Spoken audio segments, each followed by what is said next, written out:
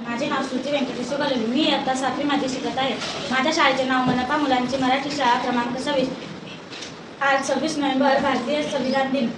सर्वांना भारतीय संविधान दिनाच्या हार्दिक शुभेच्छा. आज मी संविधानानिमित्त थोडीशी माहिती सांगणार आहे. ते तुम्ही शांतपणे ऐकून घ्यावी अशी माझी नम्र विनंती. बाबासाहेबांचे स्वप्न देशाची शान. बाबासाहेबांचे स्वप्न देशाची शान. संविधान दिन आहे अभिमानाची जाण. अभिमानाची जाण. होय मित्रांनो, ज्या बाबासाहेबांना या देशात शिकण्यासाठी पुस्तके दिले जात नव्हते, त्याच बाबासाहेबांनी एक अशी पुस्तक लिहिले की त्याच पुस्तकावर आज हा भारत देश चालतो. ते म्हणजे भारतीय संविधान. मित्रांनो, 26 नोव्हेंबर म्हणजे भारतीय इतिहासातील सोनेरी दिवस. कारण याच दिवशी भारतीय या स्त्रीच्या बंधनात जखडलेला होता. तोच समाज अस्पृश्य म्हणून मिळवला जात होता. त्याच समाजातील एक अस्पृश्य व्यक्ती भारतीय राज्यघटनेचा शिल्पकार ठरला. 2 वर्षे 11 महिने 18 दिवस रक्ताचं पाणी करून, रात्रीचा दिवस करून भारतीय राज्यघटना त्यांनी आपल्या भारत देशाच्या स्वाधीन केले. लहानापासून ते थोरापर्यंत स्वतःचे ठेवले जाते भान. लहानापासून ते थोरापर्यंत स्वतःचे ठेवले जाते भान. नागरिकांना मिळते मुक्त हक्क. इतके श्रेष्ठ आमचे संविधान. इतके श्रेष्ठ आमचे संविधान. त्यांनी भारतीय संविधानाद्वारे सर्वांना समानतेचा हक्क मिळवून दिले. संविधानाने मतदानाचा, स्त्री पुरुष आणि समानतेचा हक्क, भाषण स्वातंत्र्याचा अधिकार दिला.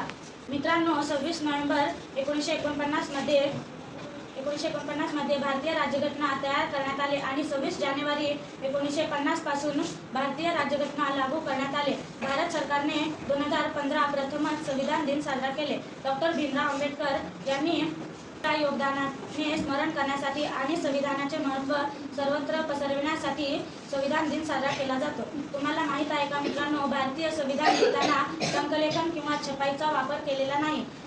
भारताचे संविधान हस्तलिखित असावं अशी नेहरूंची इच्छा होती. बिहारी नारायण रायजादा यांना कॅलिग्राफीची कला व अवगत असल्याने त्यांची जबाबदारी त्यांना देण्यात आली.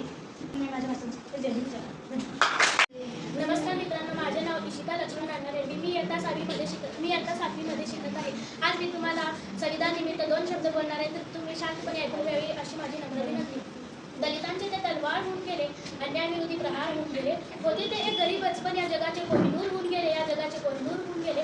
अरे, या मूर्खांना अजून कळलं कसं नाही की जे वर्गाच्या बाहेर बसून सुद्धा ते या भारताचे संविधान लिहून गेले. ते या भारताचे संविधान लिहून गेले. होय मित्रांनो, त्या बाबासाहेबांनी या देशात शिकण्यासाठी पुस्तके दिली जात नव्हती.